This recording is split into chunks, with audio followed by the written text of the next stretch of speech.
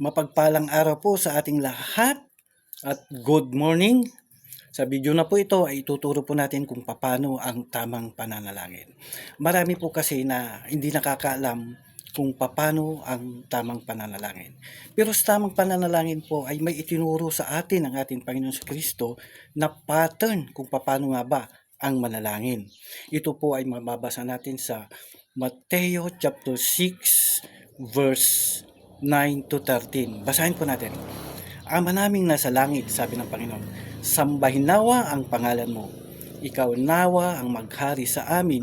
Sundin nawa ang iyong kalooban dito sa lupa tulad ng sa langit.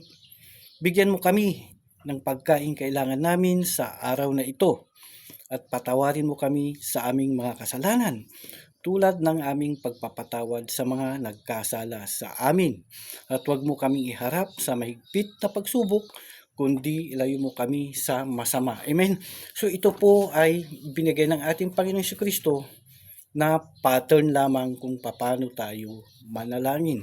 Tandaan po natin, hindi po ito panalangin, kundi ito ay isang pattern lamang. Amen? So ang pattern dito ay kung makikita natin ay acts pattern. Ano po? Yung sa Tagalog ay gawa, pero sa English ay acts. Ano yung acts? A, C, T, S. So doon muna tayo sa letter A. Ano po? Ang sabi dito, Ama naming nasa langit, di po ba? So ibig sabihin, yung acts ay adoration muna tayo. Amen? Yung A ay adoration muna tayo. Ang gagawin natin, itatas natin ang ating Diyos. I-acknowledge natin na siya ay makapangyarihan sa lahat, na siya ay lumikha ng langit at lupa. Ganun po, i-adore natin ang ating Panginoon. Tapos, yung letter C, yung sinasabi dito, yung confession. Di ba? Kailangan muna nating humingi ng kapatawaran sa ating Diyos bago tayo mag-umpisang humingi sa Kanya. Amen? So, yun yung letter A. Ano yung letter A? Yun yung adoration. Tapos, yung letter C ay confession. Humingi tayo ng tawad. Tapos, yung letter C, sinasabi dito ay yung thanksgiving. Ano po? Kailangan nating magpasalamat sa ating Diyos sa lahat ng kabutihan niya sa ating buhay, sa lahat ng ginawa niya sa atin. Amen? So, kailangan nating pasalamatan lahat iyon. Amen? So, at yung letter S, doon lang po tayo hihingi sa Panginoon. Ibig sabihin, yun yung supplication. Amen? So, ano nga pa yung acts? Una, bago tayo manalangin ay adoration sa Panginoon. Tapos yung letter C ay confession, ano? Humingi tayo ng tawad. Tapos yung pagpapasalamat, yung letter T,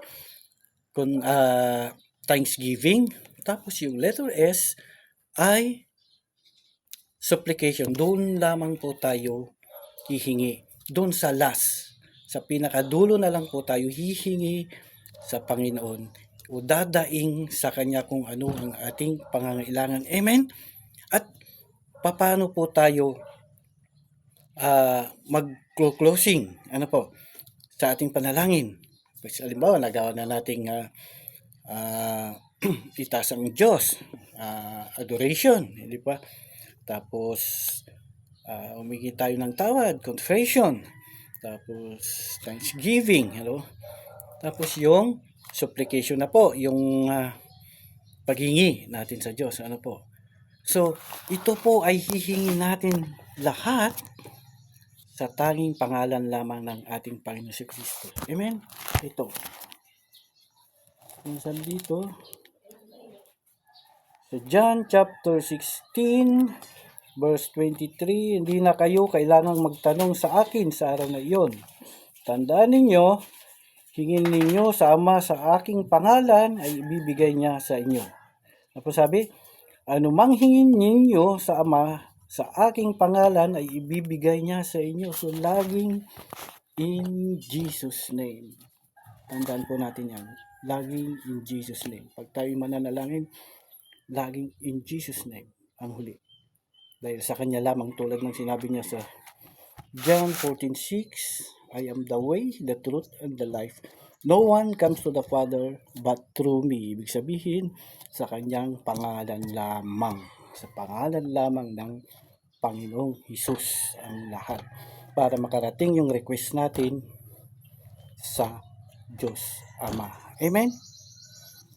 Sana po ay may natutunan tayo sa video na ito. Hanggang sa susunod muli sa pag-aaral natin ng kung paano manalangin. Marami pa pong video na i-upload. Amen? God bless you.